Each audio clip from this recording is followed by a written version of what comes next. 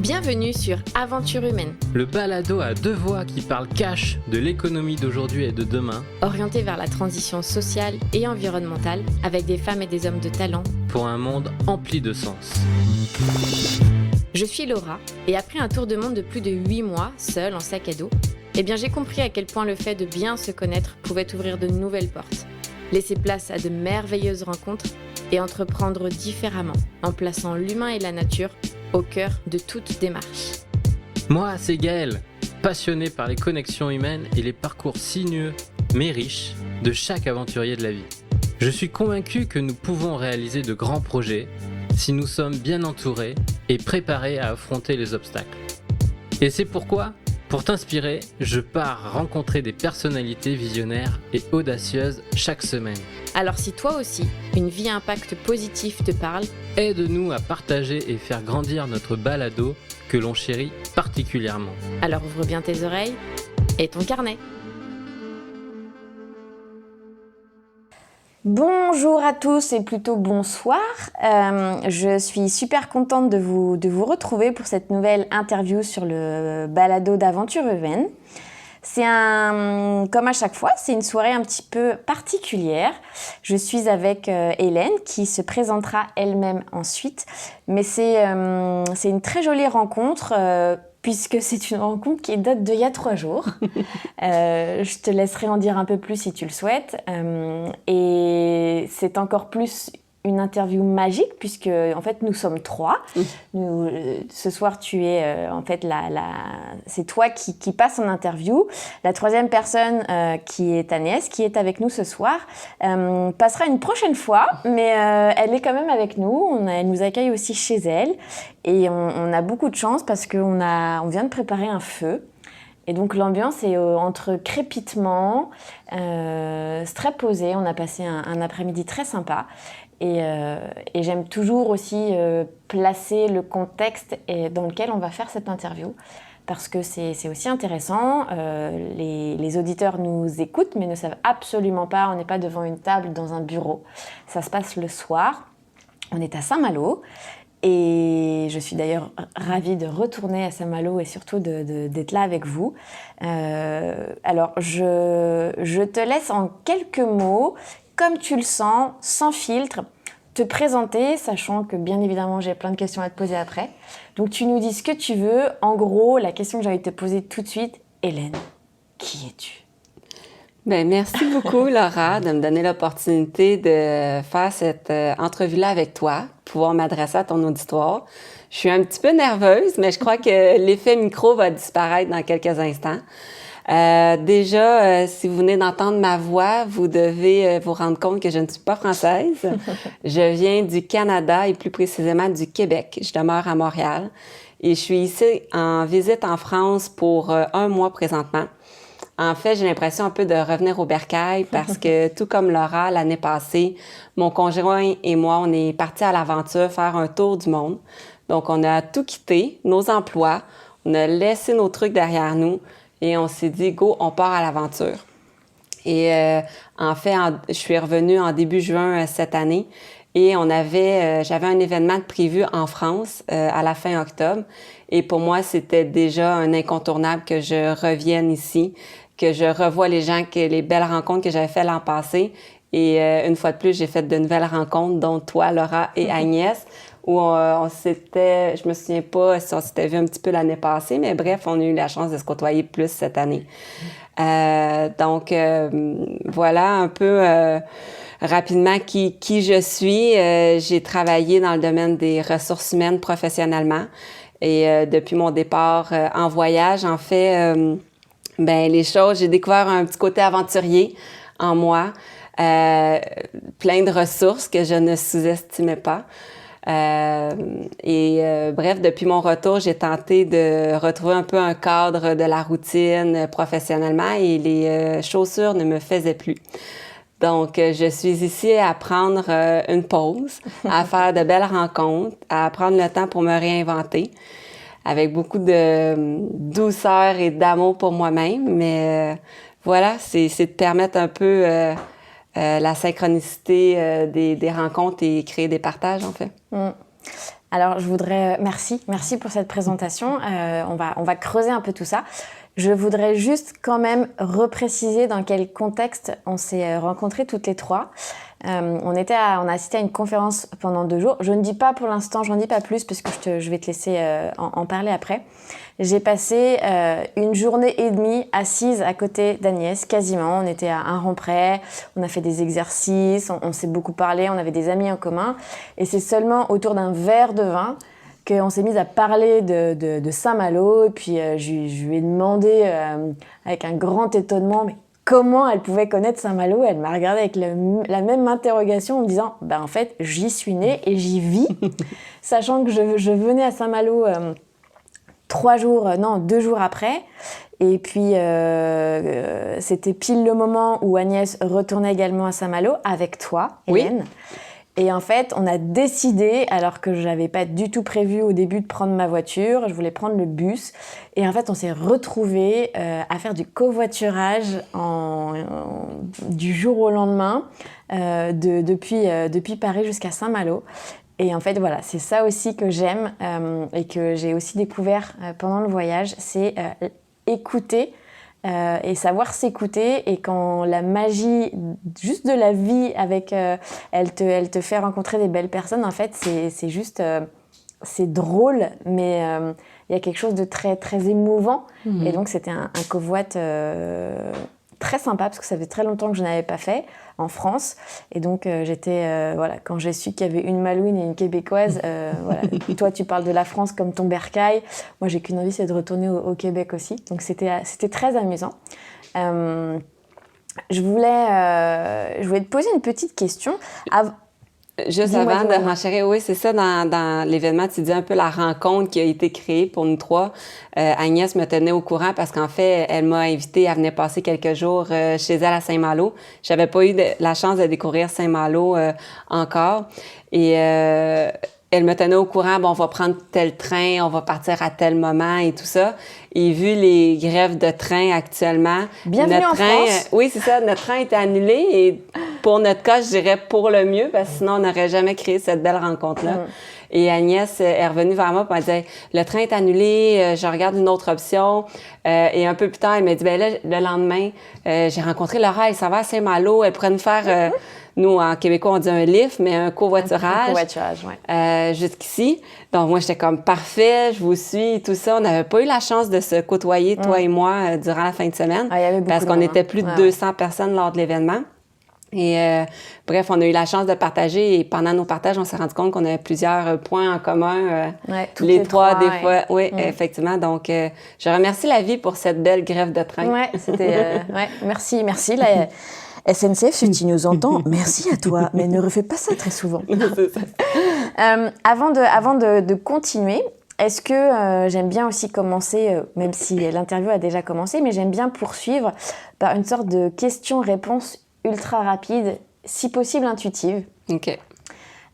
Tu as le droit de réfléchir, mais idéalement, j'aime bien quand c'est hyper spontané. Parfait. Mais encore une fois, il n'y a pas d'obligation. Donc, est-ce que tu m'autorises à te poser certaines questions? Tout à fait. Chouette. Hélène, oui. Si tu étais un animal, lequel serais-tu? Ça commence bien. Déjà, je veux réfléchir. Un loup. OK. Là, c'est ce qui me vient, mais ça a l'air un peu agressif, mais c'est un loup, mais je le vois tout doux avec ses grands yeux, un peu sans peur face à l'espace devant lui. OK. Une louve.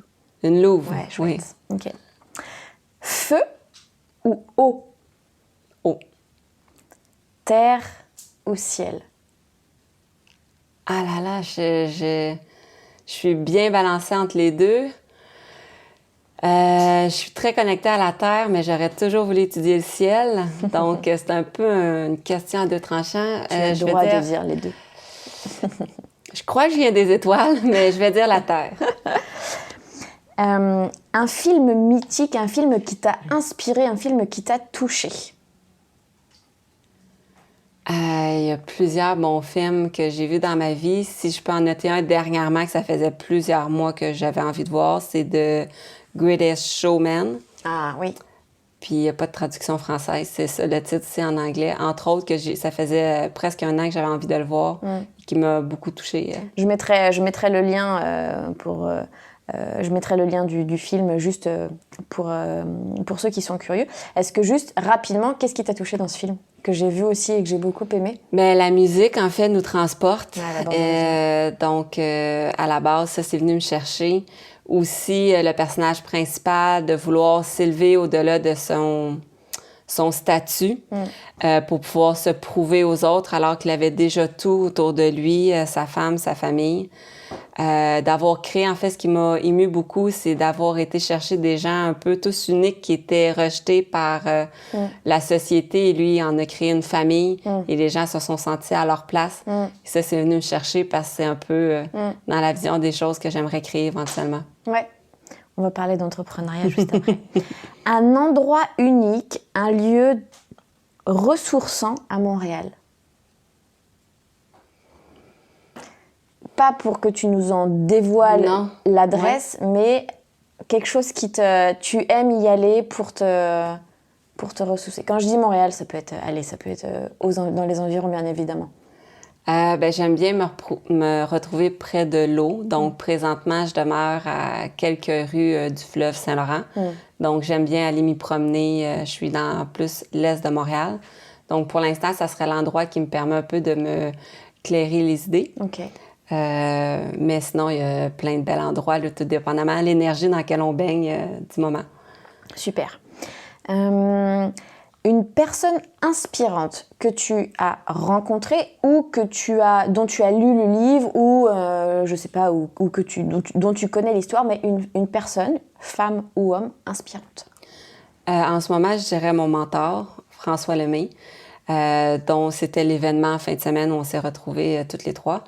Ça fait plus de 4 ans que je le suis et sa façon de vivre, les enseignements qu'il partage me font vibrer et résonnent en moi, viennent me reconnecter à une forme de vérité et m'a beaucoup aidé à travers les années. Donc, je vous dirais qu'en ce moment, c'est une personne qui m'inspire beaucoup. Super. Attention. Caramel au chocolat? Chocolat. C'est bien. Attention, autre question déterminante pour ta prochaine éventuelle venue en France. Gratin de pommes de terre ou poutine? Je vais prendre le gratin de pommes de terre. Ouais, elle a tellement peur. Non, mais j'aime... pas pouvoir dormir à la maison ce soir. Mais pour vrai, les deux sont excellents, mais j'aime particulièrement les pommes de terre. Donc, même si des frites, c'est un dérivé, mais gratin de pommes de terre, sans hésitation. Alors, pour celles et ceux qui nous écoutent, qui n'ont pas encore été au Canada, est-ce que tu peux juste expliquer ce qu'est une poutine?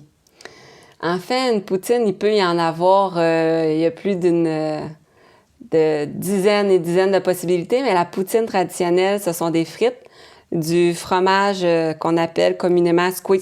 Ah ouais. Parce que c'est le bruit qu'il fait quand on le mâche, avec une sauce brune qu'on appelle sauce barbecue, mais c'est pas la même référence que vous ici. Donc, c'est vraiment la poutine traditionnelle. Vraiment à essayer pour toute personne qui vient au Québec. Là. Et je crois d'ailleurs qu'il y a un endroit à Paris, je ne sais plus où, mais je crois qu'on peut déguster une poutine à plusieurs endroits dans Paris. Je regarderai.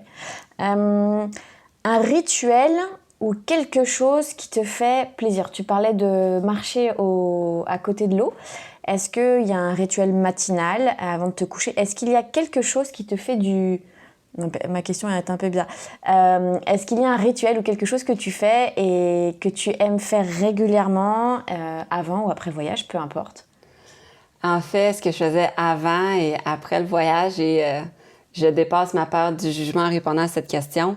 La première chose, qu'est-ce que je fais de façon quotidienne, c'est vraiment de remercier la vie de la journée que j'ai passée ou d'être aimée, d'être en sécurité pour les moments passés. Un peu, pour moi, c'est important de terminer ma journée avec les gratitudes que j'ai au courant de la journée.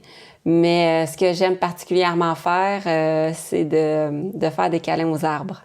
Quand je me promène en forêt et tout, au-delà des regards ou quoi que ce soit, je me sens vraiment connectée et c'est comme si ça m'apaisait. Donc, c'est comme si je pouvais en remettre tout mon stress ou mon anxiété ou mes préoccupations et en un instant, je retrouvais cette paix d'esprit-là. OK. Je vais te donner un verbe et j'aimerais bien que tu finisses la phrase. Respirer, c'est La clé. une musique inspirante ou un compositeur inspirant. Ou un instrument de musique, si ça te parle plus. J'aime beaucoup le violon et le piano. J'aime beaucoup écouter les trames sonores de films qui m'ont fait... où j'ai eu des sentiments, des émotions, soit de joie ou de tristesse, parce que c'est comme si je me reconnectais un peu à cette essence-là, parce que ça permet de laisser aller ce que je porte. Donc, beaucoup des trames sonores de films qui m'ont touchée. Oui, Okay. Très instrumental.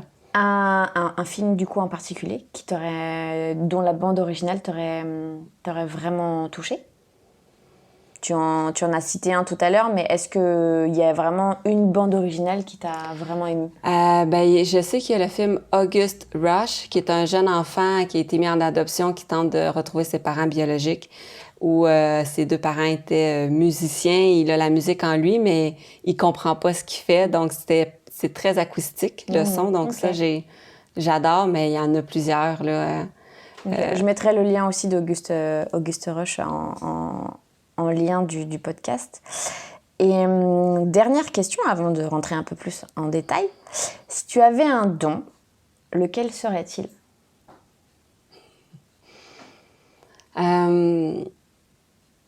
Le don ultime que j'aimerais avoir, c'est vraiment d'être messagère.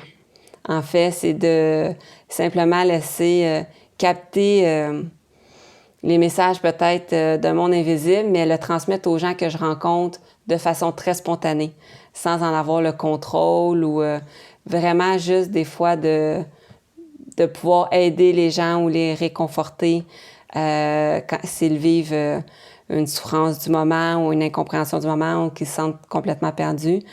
J'apprends à le faire de plus en plus, mais c'est de laisser place à toute cette intuition-là qui est en moi. Ça, je trouve... Déjà là, le contact, on sent les gens qui s'éveillent dans leurs yeux quand on les touche. Et ça peut changer une vie, on ne sait pas à quel point, mais ça, j'aimerais ça poursuivre. Te reconnecter vraiment presque à son paroxysme et à ton intuition et au fait de transmettre. On peut Effectivement, dire ça comme ça? oui. Okay. Merci Hélène. Ça fait plaisir. On va rentrer un petit peu plus dans le vif du sujet de ton tour du monde. Est-ce que tu peux nous dire pourquoi tu es partie et surtout, j'aimerais bien que tu nous dises, que tu nous donnes une définition de la prise de décision ou de décider. C'est quoi en fait aujourd'hui décider? En fait, aujourd'hui, pour répondre tout d'abord à cette question-là, décider pour moi, ça va être d'écouter mon corps. Ton corps ou ton cœur? Parce qu'avec... Il n'y a pas d'accent québécois, nous parlons la même langue, mais juste, pour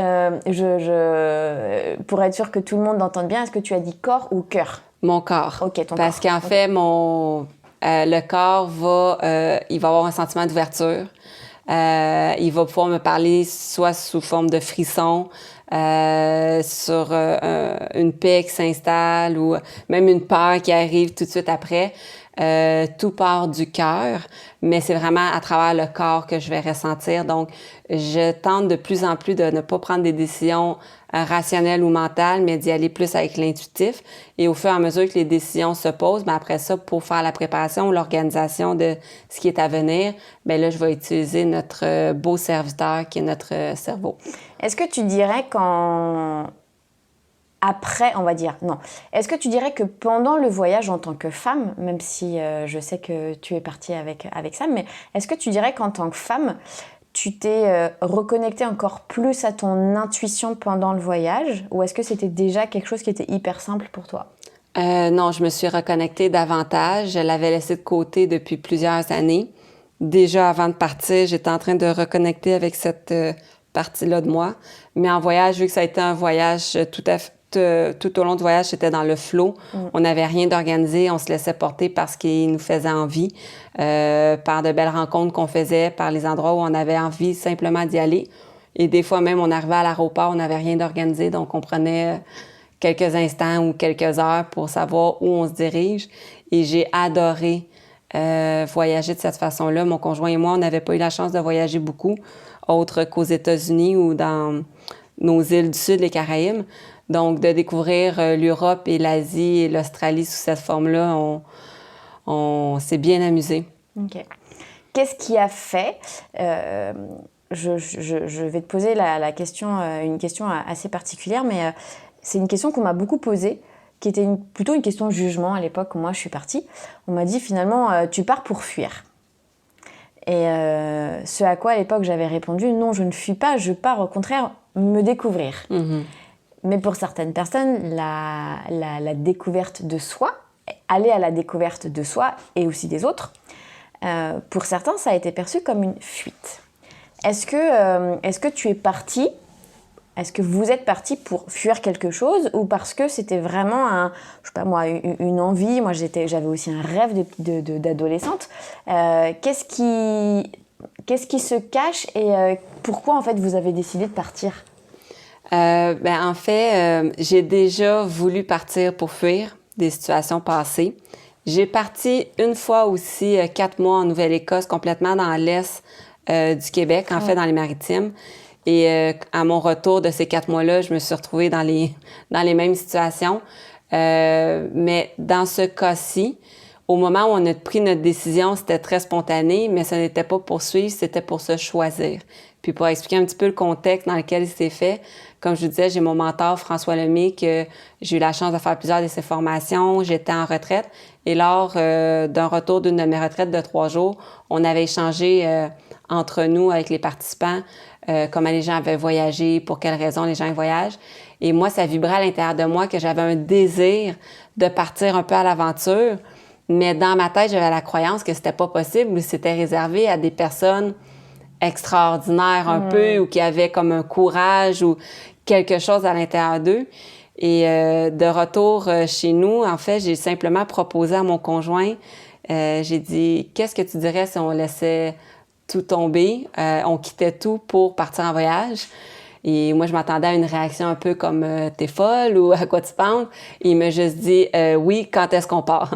Donc, et on a pris cette décision-là ensemble, mais pour des raisons chacune qui nous appartenaient. Okay. On était 2 workaholics, donc on travaillait au même emploi aussi, donc au-delà.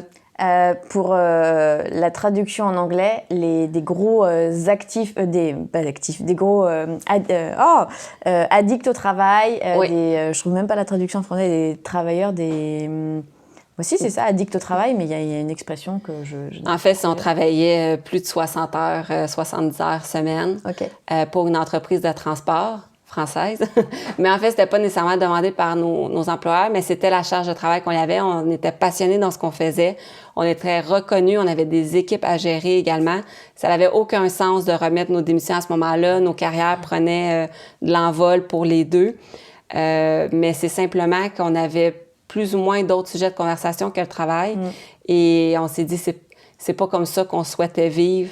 On est à la mi-trentaine, on a envie éventuellement de fonder une famille, mais on voulait s'accorder ce moment de pause, de liberté totale, sans se soucier d'un engagement ou d'une obligation quelconque. Donc, c'était de se choisir à travers ça. Et au-delà des craintes de notre famille, de nos amis, qui à première vue font comme « Ah oui, c'est génial », mais qui ne croyaient pas vraiment qu'on allait partir. Ouais. Parce qu'on l'a annoncé très tôt, on l'a annoncé 10 mois d'avance.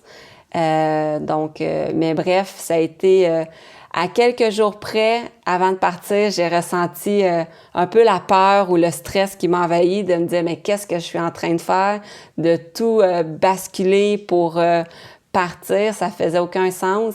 Mais en fait, c'était juste de me lancer à l'eau. Et le pas le plus difficile qu'il y a eu à franchir durant cette transition-là a été de remettre ma démission à mon employeur. Vraiment, là, écrire ma lettre de démission parce que là, je savais que je pouvais plus reculer. Mais ça a été, à ce jour, la plus belle décision que j'ai pu prendre. Aucun regret. Aucun regret. Est-ce que tu pourrais, si tu trouves qu'il y a une différence, est-ce que tu pourrais nous dire la différence entre un voyageur, une voyageuse et un touriste? Bien, je dirais, selon ma perception, un touriste, c'est des gens qui vont avoir un temps restreint ou une période de temps déterminée pour pouvoir visiter un autre pays. Il va tenter de vraiment voir tout ce qui est possible à ce moment-là, versus nous, quand on décide de partir sur plusieurs mois, on est parti plus de 30 semaines, donc 7 mois et demi. On aurait pu partir plus longtemps, mais on avait juste envie de revenir à la maison par la suite. Mais c'était vraiment de prendre le temps de juste être présent à ce qui était là. Notre volonté n'était pas de tout voir et d'aller dans les endroits touristiques, mais d'apprendre à connaître les locaux, d'aller faire notre marché, de faire des promenades dans les rues ou l'endroit où on était.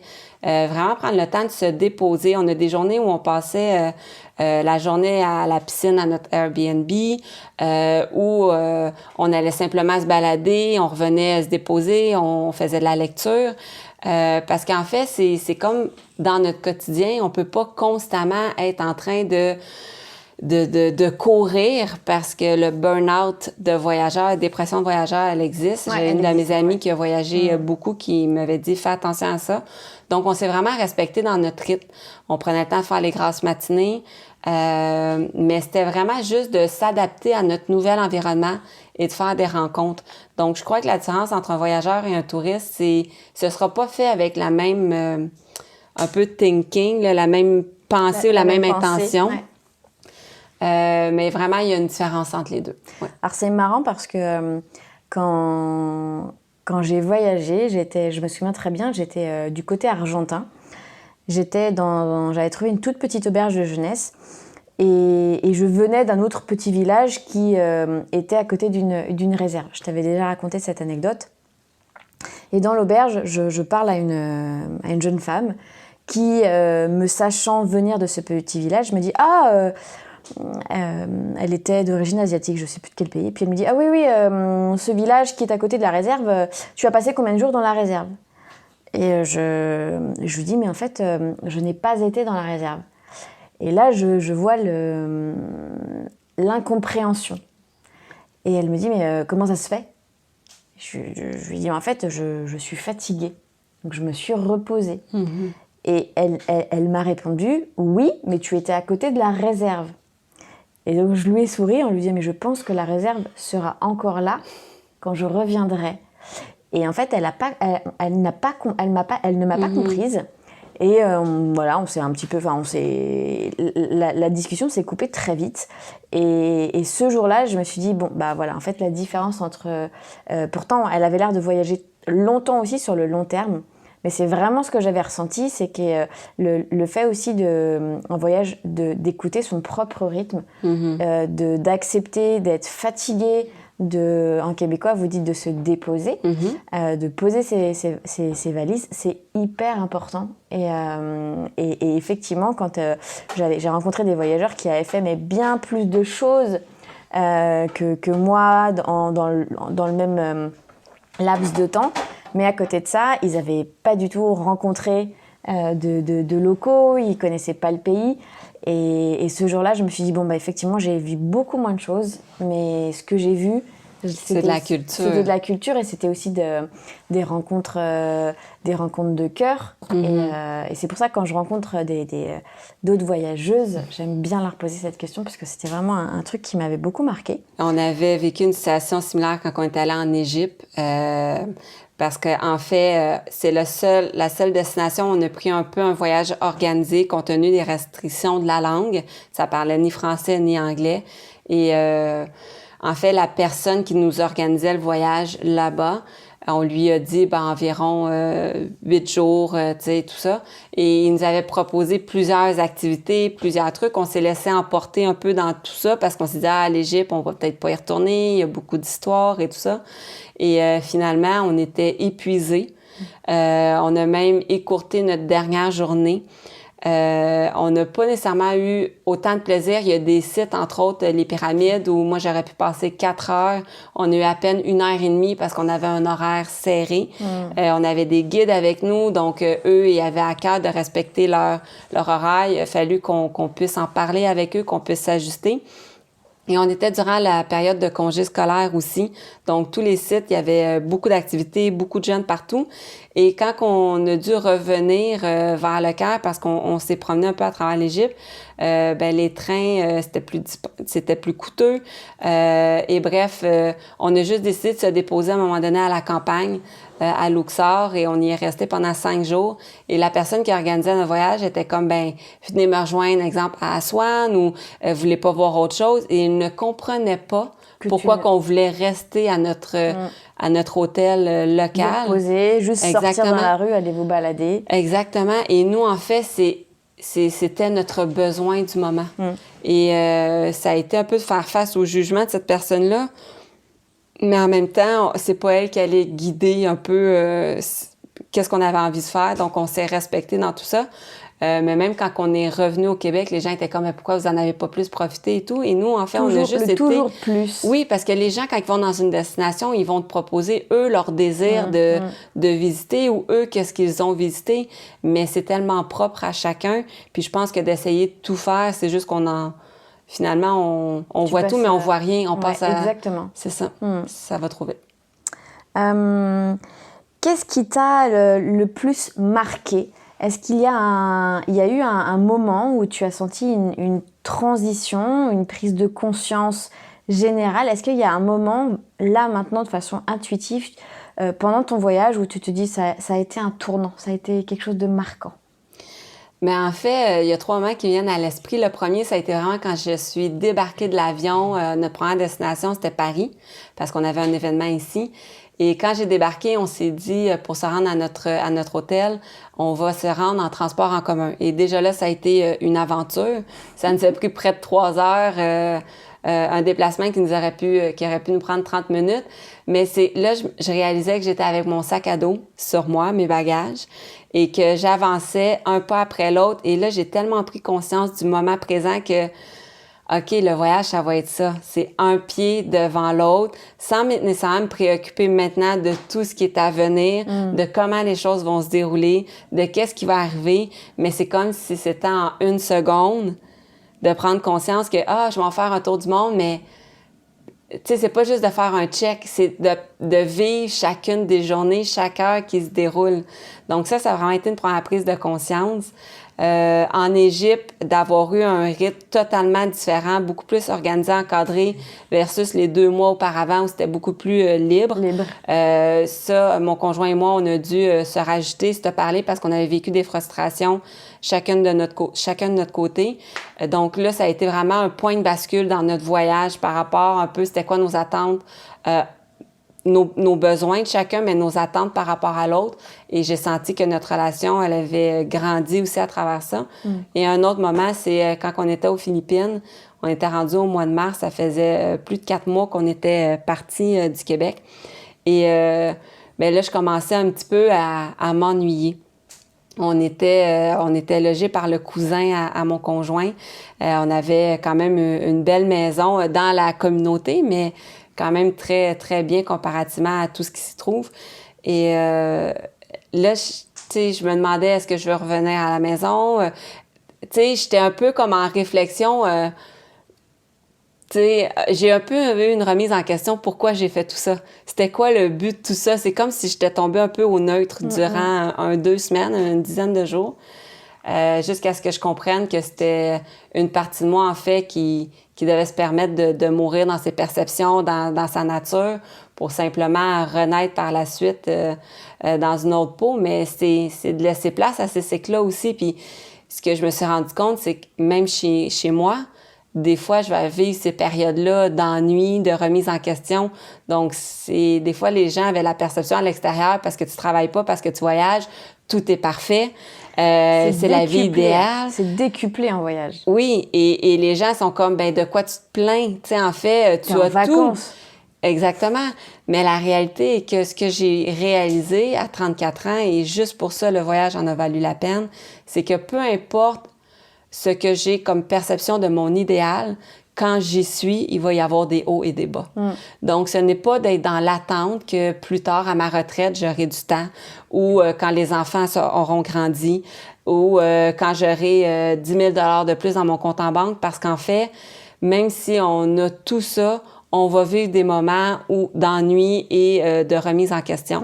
Donc là, c'est juste que je reviens ici de ce voyage-là avec, je dirais, un peu plus de sagesse, de comprendre qu'il y a des cycles dans la vie, puis que même si je suis à me réinventer et professionnellement à faire bâtir mon idéal, mais qu'il y a des journées que ça me tentera pas de le faire. Puis il y a des journées où j'aurai des engagements et je le sentirai pas, mais en même temps, ça fait partie de la vie, puis c'est de continuer malgré tout notre route. Donc, c'est de vraiment plus apprécier l'instant présent, je crois. Du coup, tu as un petit peu, même beaucoup répondu à ma question suivante, qui était, est-ce qu'on rentre indemne et est-ce qu'on rentre surtout la même après un voyage? Tu parlais beaucoup de cycles, voilà, t'as quasiment répondu, mais c'était, beaucoup me disent, sinon... t'as changé, t'es différente, t'es la même. Mais c'était difficile à répondre au début. Quand je suis revenue, au départ, les gens, tu dois te sentir transformée. Et au moment de mon retour, j'avais eu j'ai vécu des choses pendant le voyage, mais j'étais juste contente. On se retrouve tellement dans nos pantoufles rapidement quand on retrouve notre environnement commun, nos habitudes, d'aller à l'épicerie, de revoir nos amis, la famille, qu'au départ, j'étais comme, je ressens pas ce changement-là. Mais c'est quand vraiment que j'ai j'ai postulé sur des emplois professionnellement où que là, j'ai vu une incohérence totale. J'essayais de revenir dans ce que j'avais été avant, mais je n'étais plus du tout la même personne que j'étais avant.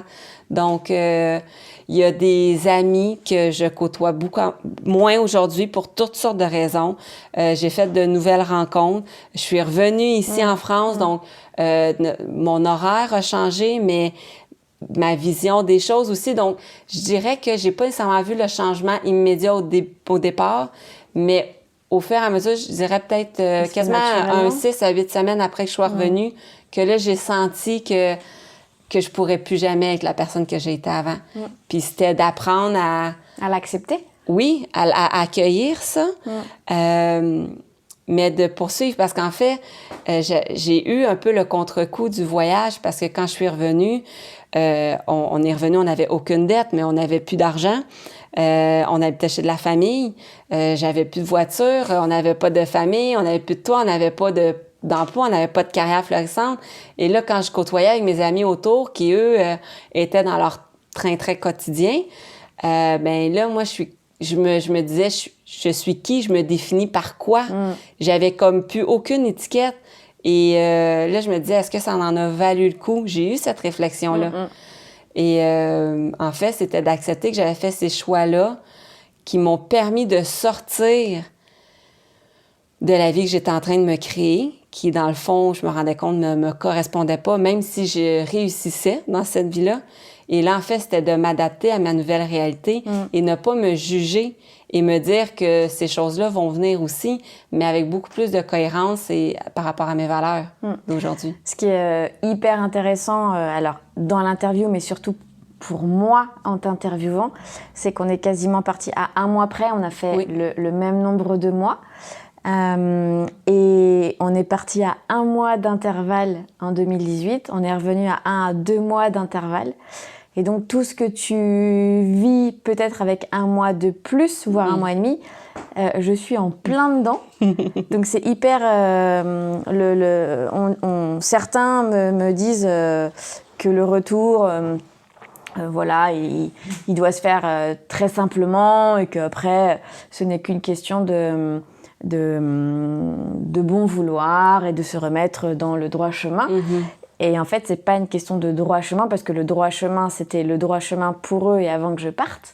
Et effectivement, c'est autant accepter le retour et ton propre changement, mais le défi, même si c'est pas un défi, mais c'est la réalité, c'est quand tu as accepté, c'est finalement, une fois que tu l'as accepté, tu fais accepter à ton entourage.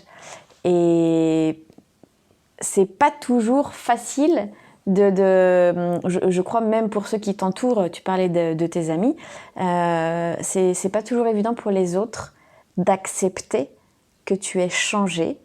Et il y a eu j'en avais parlé avec une autre voyageuse à l'époque qui disait que c'était comme une digestion une période de gestation où tu as besoin de digérer. En fait, tu digères pas ton voyage pendant ton voyage, tu le digères après. Tu le vis pendant, tu le digères après et tu le digères pas en un mois. Non. Tu le digères en plusieurs mois. L'atterrissage, il est pas aussi simple. Il est... Voilà. C'est pour ça que c'est à la fois drôle et inspirant pour moi de t'écouter parce que ça... Pendant que tu parles, j'ai plein de questions, même si ça fait 3 jours qu'on a cette discussion à 3. Mais tes réponses viennent directement, moi, me nourrir et me toucher. Parce que il y a beaucoup de similitudes. Mais le plus grand enseignement de mon voyage, ça a vraiment été le détachement. Parce sûr. que durant mon voyage, 2 semaines après mon départ, j'ai une très bonne amie à moi qui a accouché. Donc, c'était de me faire à l'idée que je ne verrais pas son bébé pendant une période X parce qu'on n'avait aucune idée de la durée de notre voyage à ce moment-là non plus. J'ai une autre de mes amies qui a eu un enfant. J'ai une amie qui a racheté l'entreprise familiale qui est devenue propriétaire. On n'était pas du tout ici durant la période des fêtes non plus. Donc, c'était d'observer que même si on n'est pas là, les gens continuent de vivre. Bien sûr. Et d'où l'importance de faire des choix pour soi. Mais c'est aussi de ne pas essayer d'être partout et de plaire à tout le monde. Complètement. Donc, oui, il y a des choix que l'on fait, probablement qui ont attiré l'envie, la jalousie, ou même peut-être une forme de frustration. Ils se sont peut-être sentis abandonnés par moi, même s'ils étaient contents que je puisse aller vivre cette expérience-là. Mais il y a des gens, c'est ça. Je pense que chacun a eu son bout de chemin à travers ça. Et c'est parfait. Et en fait, je pense qu'avec certaines personnes, j'ai eu la discussion, mais c'était sain malgré tout ce qui s'est passé. Sûr. Pour certains, on s'est rapprochés. Pour d'autres, ça les a blessés. Ils se sont sentis mis à l'écart. Je les ai pas nécessairement priorisés quand je suis revenue de mon voyage pour toutes sortes de raisons. Et en fait, moi, ça me fait voir aussi c'est quel type de relation que j'ai envie d'entretenir aujourd'hui. Oui, complètement. Et c'est d'être beaucoup dans l'amour des gens qu'on côtoie, puis c'est pas d'essayer de trouver un coupable ou de faire sentir l'autre mal. En fait, c'est juste de reconnaître qu'aujourd'hui, nos chemins sont peut-être en train de se séparer, qu'ils vont peut-être se retrouver un peu plus tard, mais si je me respecte aujourd'hui, ben... Et que c'est OK, tout ça. Exactement, que c'est OK. Il n'y a pas personne qui est dans le tort, en fait. C'est juste, ça fait partie des expériences de la vie. Qu'est-ce que tu aurais envie de dire aujourd'hui, Hélène, à toutes ces femmes, alors notamment ces femmes, mais pas seulement hommes et femmes, on va dire. Qu'est-ce que tu aurais envie de dire à toutes ces personnes qui ont envie de partir voyager, mais qui répondent très souvent « Ouais, mais moi, je peux pas, j'en suis pas capable et j'en ai peur. » Qu'est-ce que tu aurais envie de leur dire? Je vous dirais que la seule personne qui nous empêche de le faire, c'est nous-mêmes. Comme je parlais au départ, pour moi, je croyais que faire un tour du monde ou de voyager pendant une longue période, c'était réservé pour des gens extraordinaires. Mais ce que je me rends compte, c'est que c'est à la portée de tous. Il y en a qui m'ont dit « Oui, mais t'as pas d'enfant, t'as pas d'hypothèque, donc tu peux y aller sans problème. » Mais je connais des gens qui ont vendu leur maison, qui ont mis leur maison en location. Il y a des gens qui sont partis avec leurs enfants. Donc, je crois qu'à partir du moment, on peut se mettre nos excuses, on peut se barrer, mais c'est aussi de se permettre qu'on pourra pas tout contrôler, c'est pas d'essayer de tout planifier parce que ça peut paraître gros, c'est une grande montagne, mais c'est vraiment d'y aller à partir du moment où on prend la décision. D'un, il y a beaucoup d'excitation qui est présente, mais tout de suite après, il y a des peurs qui sont là. Moi, au moment de partir, il y a des peurs qui survenaient, il y a des doutes qui ont été là, il y a eu des remises en question, mais ça a toujours été de garder mon focus sur mon pourquoi je faisais ça. Et en fait, c'était un peu de me prouver à moi-même aussi que je suis capable de tout et que je suis capable de faire ça aussi.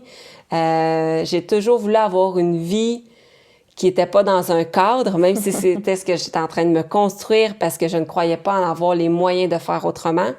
Mais là, de revenir avec cette expérience-là, en fait, c'est juste qu'on voit tout de façon différente et qu'il n'y a rien d'impossible. C'est toujours de miser sur soi. Et bon, moi, j'ai eu la chance de le faire avec mon conjoint. Est-ce que je serais partie seule? Je le sais pas. Je pense que c'est propre à chacun. Mais c'est pas de se mettre d'attente Puis c'est pas... Des fois, il y en a qui m'ont dit ah, ben t'as juste voyagé 30 semaines, t'as dit que tu partirais un an.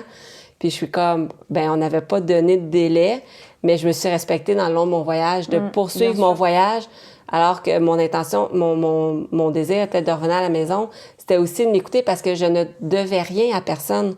Donc, c'est vraiment d'apprendre à choisir dans tout ça, mais c'est surtout de croire et de se répéter encore et encore que tout est possible. Oui, j'aime bien. Tout est possible. Il y a tellement de façons de voyager aujourd'hui qui sont accessibles.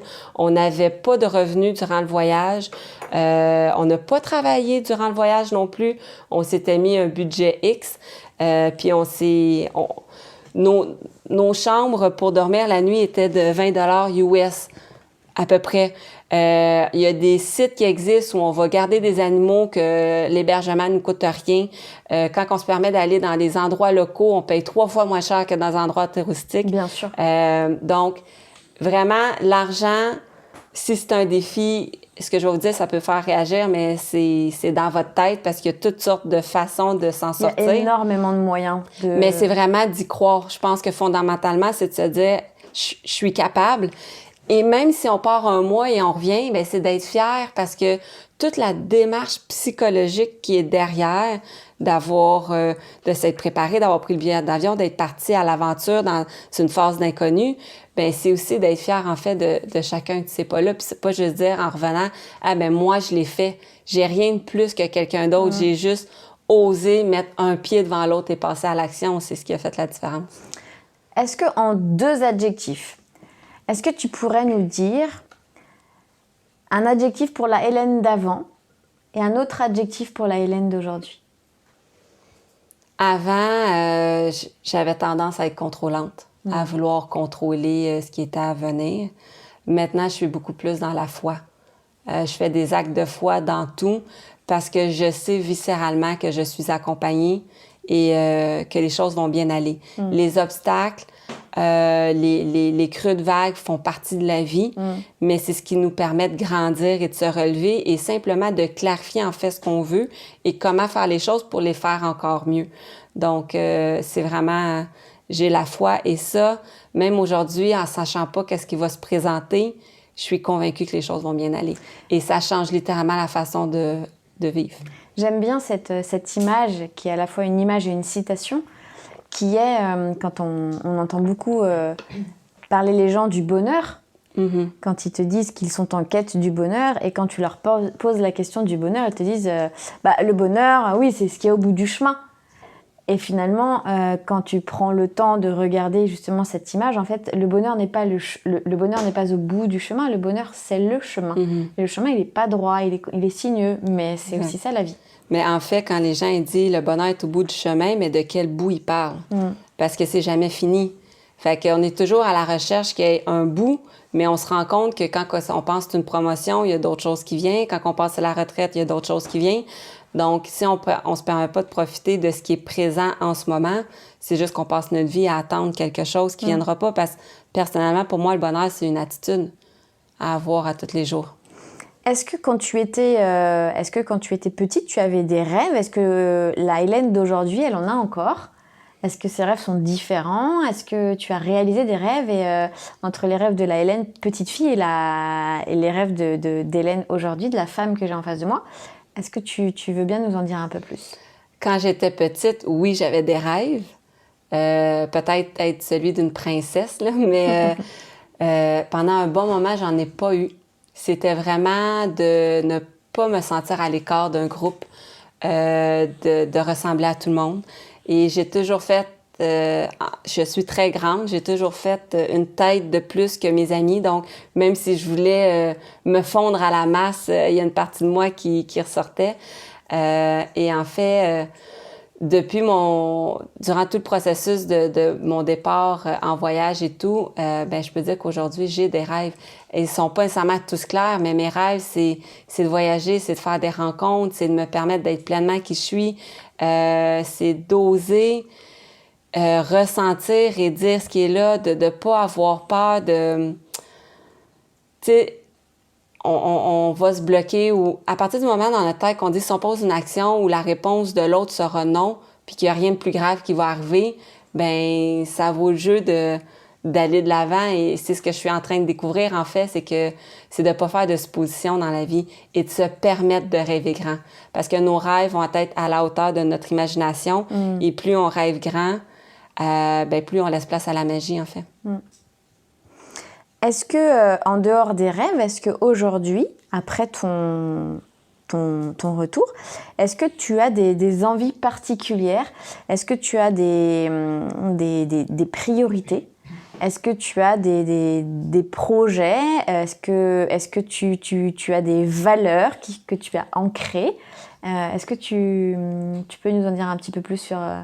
En fait, présentement, quand on est revenu de voyage, mon conjoint, lui, avait le désir de retourner, de se trouver un emploi, ce qu'il a fait.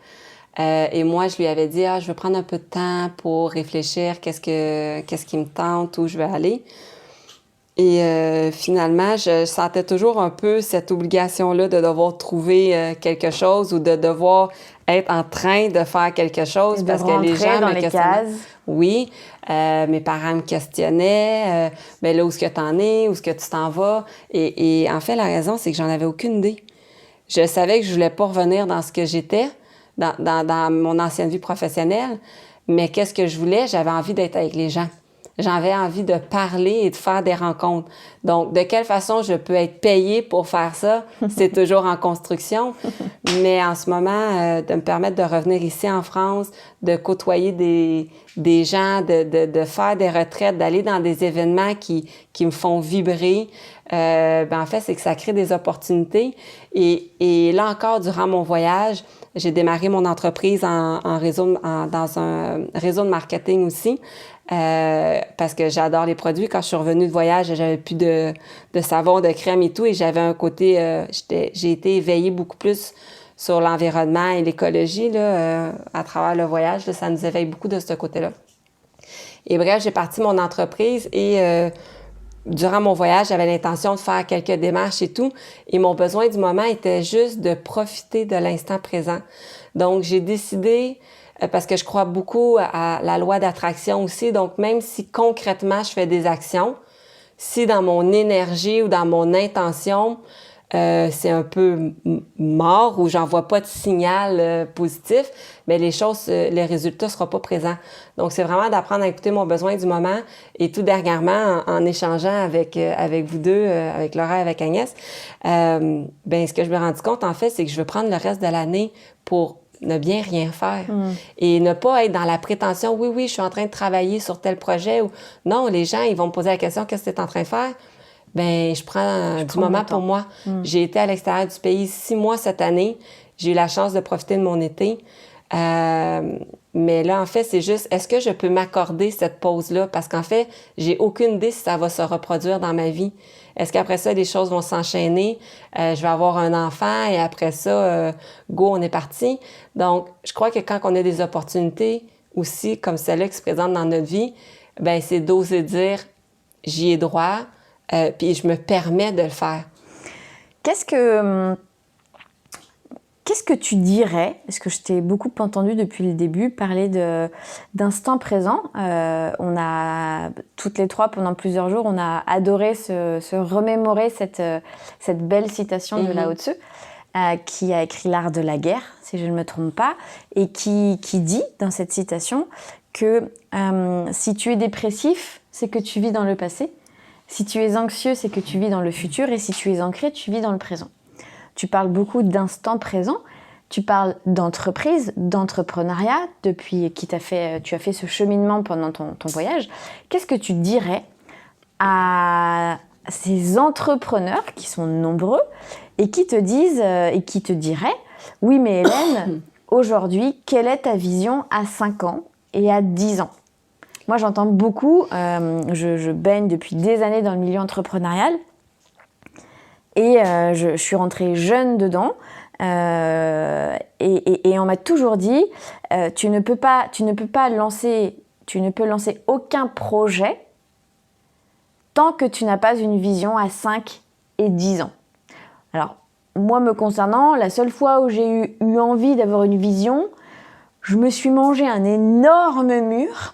Donc, j'ai aussi ma vision un petit peu, comment dire, j'ai du mal avec le terme vision par rapport à ce que j'ai vécu dans une de mes entreprises. Mais qu'est-ce que tu as envie de répondre à ces gens qui te disent non, tu dois, pour être performant, parce qu'on parle beaucoup de performance dans le milieu d'entrepreneuriat, que ce soit dans les startups ou pas, pour être performant, pour amener ton entreprise au top niveau, tu dois absolument avoir une vision à 5 et 10 ans. Qu'est-ce que tu en penses? Je vais le dire de façon très crue, j'en ai rien à foutre. J'aime les Québécois. Je ne veux pas savoir ce qui va, où je serai dans 5 ou 10 ans parce que ça tue la spontanéité, le flow, la créativité. De toute façon, on est dans un univers tellement changeant qui change rapidement. On n'a aucune idée de l'environnement dans lequel on va grandir, les systèmes qui seront en place dans 5 ans. Donc, comment moi, je peux prétendre où je serai dans 5 ans alors que je ne connais même pas les outils qui seront à ma disposition? Je préfère être connectée à l'instant présent. Et oui, il y a une forme d'organisation et de planification à faire, mais pour les semaines à venir, les mois à venir, à la limite, la prochaine année, mais au-delà de ça, c'est de rester ouvert aux opportunités. On croise des gens, il y a constamment, il y a des opportunités qui peuvent se présenter à nous. Et si on reste figé dans notre ligne directrice, on risque de passer à côté de la traque de plusieurs choses auxquelles nous devrons inévitablement nous adapter un jour. Donc moi, en fait, c'est d'incarner qui je suis en ce moment, de me permettre de me laisser guider par mes ressentis. Et par la suite, c'est à court terme seulement d'organiser ce qu'il y aura à faire, mais c'est vraiment de laisser place à tout un champ de potentialités autour de nous. Tu parlais de projets, tu te laisses jusqu'à la fin de l'année. Donc, je respecte complètement ce choix et c'est pourquoi, alors on en a beaucoup parlé ces derniers jours, je ne vais pas te demander de nous dire ce que tu as en tête pour la suite. Je vais te laisser, au contraire, la fin de l'année. Ce que j'aimerais préciser, par contre, c'est que j'ai toujours été salariée. Depuis que je suis sortie de l'école, je suis allée à l'université. J'ai toujours été salariée. J'ai toujours cru en mon ex-conjoint ou en mon conjoint actuel pour pouvoir créer ou partir en entreprise parce que je n'osais pas miser sur moi. Mais maintenant, je prends conscience que, comme je vous disais tantôt, je suis mon propre obstacle et tout est possible. Donc, c'est de laisser place, en fait, à cette Hélène-là qui a envie de devenir son propre maître à bord, d'investir dans ses projets qu'elle croit, de contribuer au mieux-être des autres, mais en permettant aussi aux autres de s'épanouir. Et pour que je puisse parler d'épanouissement, il faut que je me permette de m'épanouir à moi aussi. Il faut que je puisse incarner ce que j'ai envie d'enseigner. Il y a des peurs qui sont présentes, il y a des insécurités, il y a un monde d'inconnus qui sont là. Mais c'est d'y croire profondément et c'est surtout de me dire que j'en suis capable. J'en suis capable. Donc, c'est un nouveau terrain. Je suis vraiment en train de me réinventer en ce moment, mais je suis convaincue que je suis sur le chemin qui doit pour que je puisse me réaliser. Tu parlais de... On ne va pas rentrer dans le détail de tes idées et de tes projets. Ça sera l'occasion d'une prochaine interview. En revanche, quelles sont les valeurs?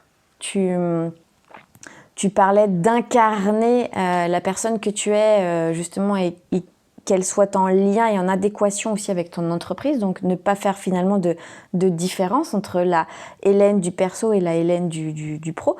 Quelles sont les valeurs que tu souhaiterais véhiculer et incarner dans ton prochain ou dans tes prochains projets?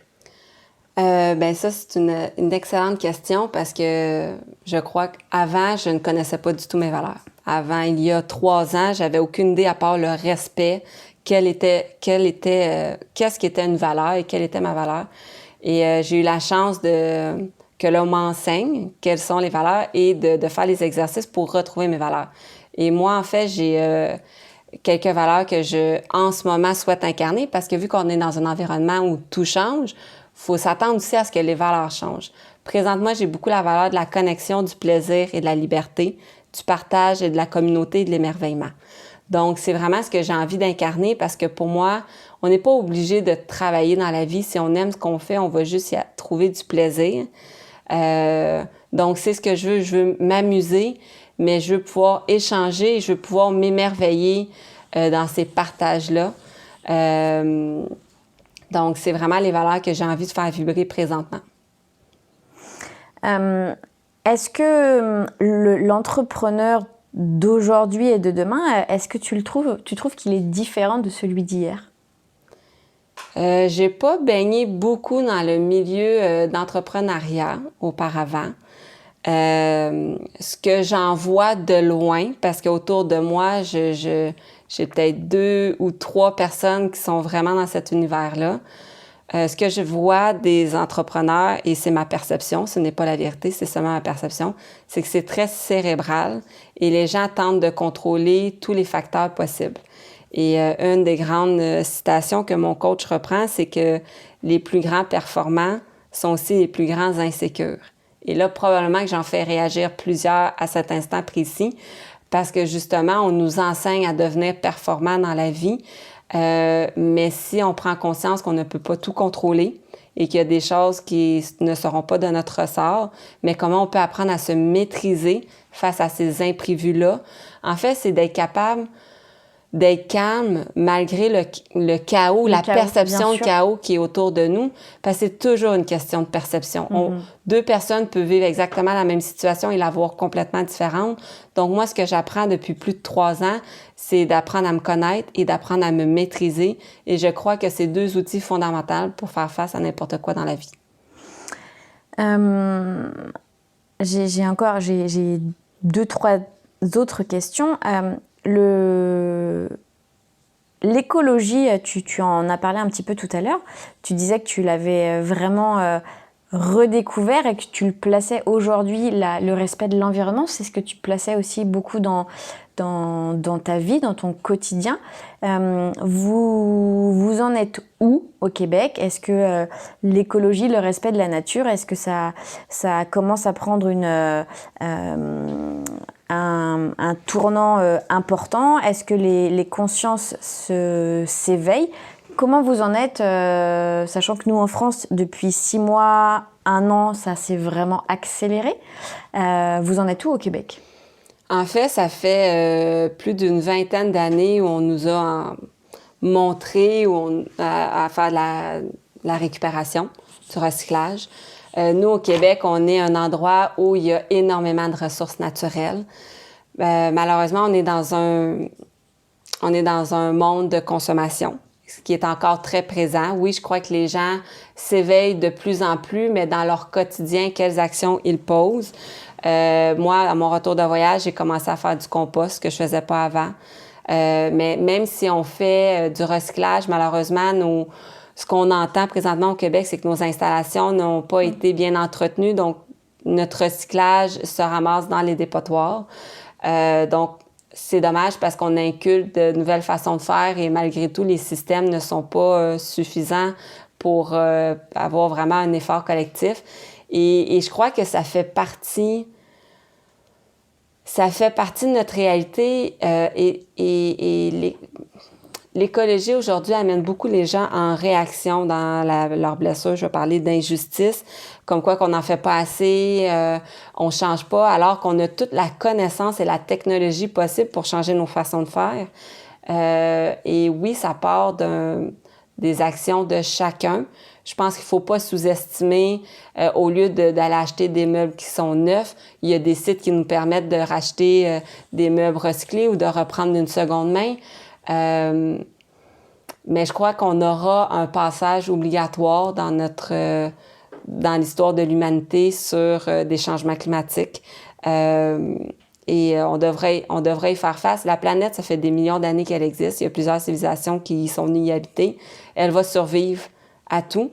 Mais c'est ça. On a à apprendre de tout ça, mais je sais pas. Je crois que c'est d'apprendre c'est de comprendre que je vis ici dans un monde de consommation, que ce n'est pas mal de consommer, mais comment je peux le faire consciemment et comment je peux répondre à mes besoins du moment sans que ce soit à l'excès ou de la surconsommation. Je crois que si chacun consommait pour son propre besoin sans en aller au-delà, déjà, ça ferait une différence. Je crois pas que la solution est d'arrêter de consommer demain matin, mais c'est ça, c'est de prendre conscience, en fait, de nos actions de tous les jours. Est-ce que tu crois qu'on est obligé je pense que ça c'est certes une croyance limitante, mais je l'ai déjà entendu. Est-ce que finalement on doit absolument partir voyager, faire un tour du monde pour s'éveiller et avoir cette prise de conscience, notamment écologique? Non, moi en fait c'est que je l'ai vu entre autres au Maroc ou en Égypte où il y a beaucoup de déchets au sol, aux Philippines où ça commence, le tourisme commence à se développer beaucoup, c'est des îles, il y a énormément de vie marine et les gens n'ont aucune conscience, ils laissent des sacs de plastique dans l'eau. Il y a des plages exceptionnelles où il y a énormément de déchets présentement. Des plages aussi qui sont fermées parce qu'il n'y a pas de système d'épuration d'eau, de traitement sanitaire. Malgré tout, ça n'empêche pas les gens de voyager ou autre. Je crois que la connaissance, elle est à notre disposition.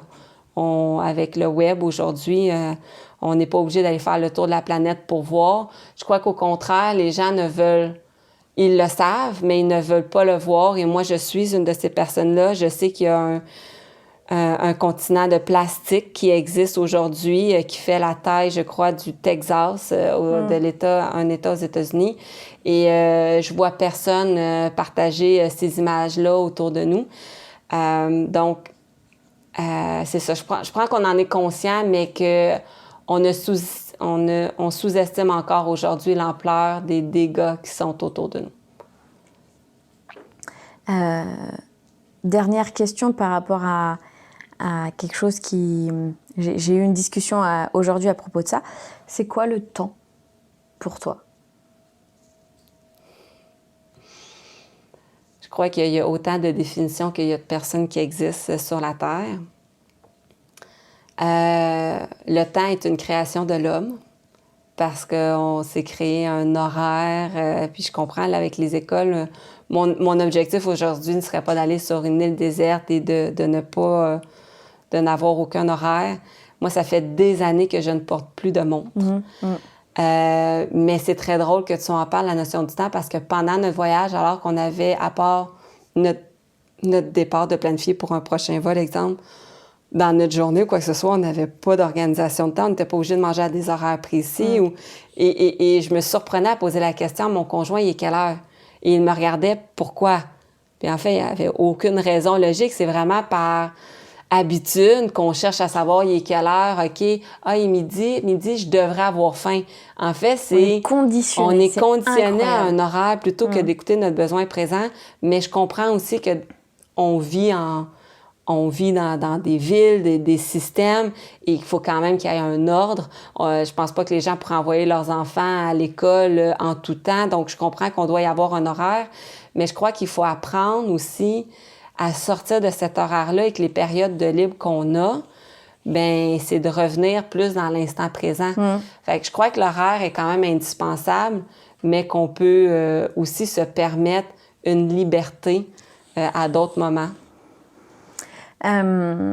Est-ce que tu as envie, justement, parce que là je t'oriente beaucoup dans les questions, du coup je coupe ta créativité. Est-ce qu'il y a quelque chose en particulier que tu souhaiterais partager avec nous? Est-ce qu'il y a quelque chose là, à l'instant présent, ou une anecdote, ou une idée, ou une envie, avant qu'on aille déguster notre merveilleuse mousse au chocolat déjà préparée? Est-ce qu'il y a quelque chose que tu as envie de partager avec nous? En fait, déjà, on a parlé de beaucoup de choses. Il n'y a rien qui me vient en tête présentement. Comme je parlais, j'ose aborder un peu le sujet. Je crois que c'est bien de vivre des moments difficiles dans notre vie parce que c'est ce qui nous ramène c'est ce qui nous permet de nous rappeler de revenir à notre véritable nature. J'ai vécu une séparation qui a été douloureuse en 2016, un divorce en fait. Et qui à ce moment-là, je ne comprenais pas du tout pourquoi c'était en train de m'arriver. Je jouais beaucoup à la victime à ce moment-là. Et en fait, je comprends que ça a été le plus beau cadeau qui s'est présenté à moi parce que si je regarde tout le chemin parcouru dans les dernières années, je me rends compte que cette souffrance, ou du moins la perception que j'avais d'être dans la souffrance, a été mon plus grand éveil, ma reconnexion à moi. Donc, je dirais aux gens qui vivent un moment difficile ou qui se sentent perdus ou qui ont des remises en question, ces périodes-là, elles sont nécessaires et ce n'est pas mauvais. Ouais. C'est prendre le temps de s'accueillir dans tout ça et c'est simplement un message pour nous dire que peut-être présentement, on n'est pas sur la bonne voie, mais c'est d'avoir assez d'amour pour nous pour prendre une décision au-delà de ce que les autres peuvent dire, au-delà de notre peur de décevoir, d'être jugé ou bon. Mais c'est de se permettre de s'accorder ces changements-là dans la vie parce que de toute façon, la vie va nous y ramener. J'aime bien ce que tu dis et justement, je t'attendais un peu au tournant pour voir si tu allais utiliser une certaine expression et justement, je suis ravie d'entendre que tu ne l'as pas utilisée. Tu n'as pas dit que les moments difficiles dans la vie étaient faits et étaient là pour te rendre plus fort et t'endurcir. C'est ce qu'on entend, nous, en France, en tout cas, depuis qu'on est petit. Ce n'est pas grave, allez, tu seras plus fort, ça va t'endurcir. Et en fait, c'est pas ça. C'est, en tout cas, si je traduis et je reprends tes termes, c'est pas ça va te rendre plus fort, ça va juste t'amener à une autre vérité. Ça va t'amener à peut-être à voir les choses différemment, mais il n'y a pas de question de force. C'est juste une difficulté qui va peut-être te faire réadapter et réajuster après. Toi, on est avec une amoureuse de la mer, donc je vais utiliser pour ces dernières paroles. C'est comme si en fait tu avais ton navire et en fait tu réadaptais ta navigation.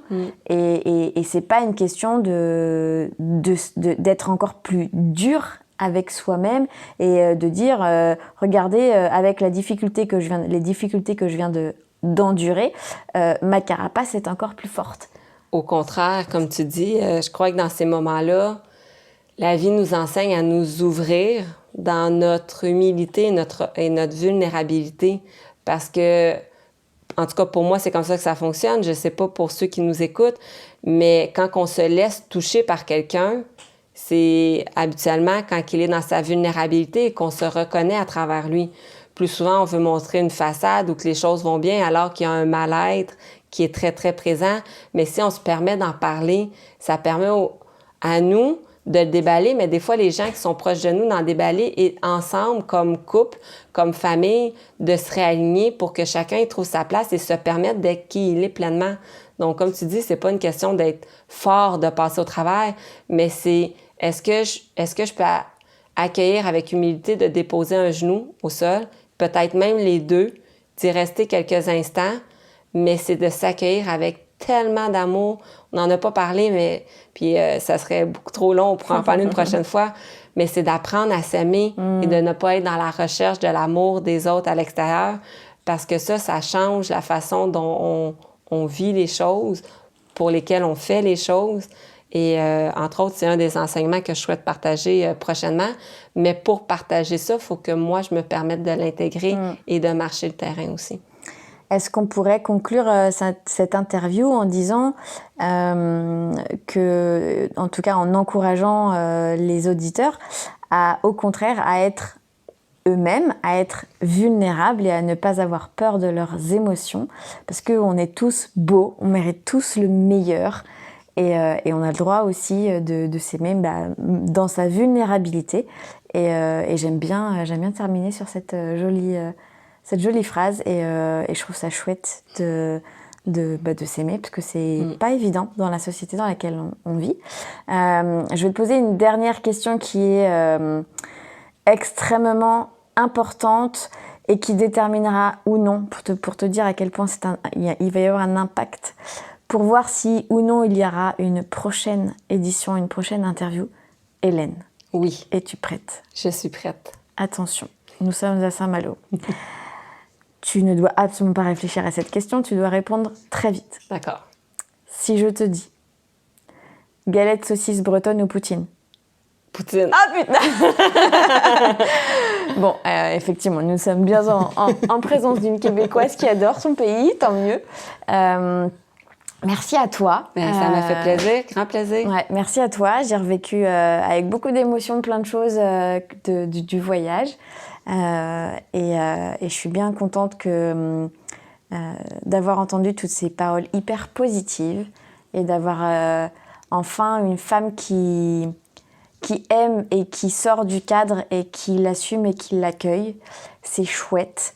Et j'espère que tu vas revenir souvent en France. Et en tout cas, voilà, le Québec étant intention. Tout à côté, nous irons, Agnès sera là-bas. Vous êtes les bienvenus à la maison également. Et nous viendrons te voir avec grand plaisir à Montréal et au Québec. Ben, merci beaucoup, Laura. Et merci à tous qui nous ont écoutés. Merci beaucoup. Eh ben, le podcast, merci à vous d'avoir écouté. Et puis voilà, je mets tous les liens à la fin de ce balado. D'ailleurs, pour la petite anecdote, à chaque fois je le répète, mais j'aime bien. Ce sont des Québécois.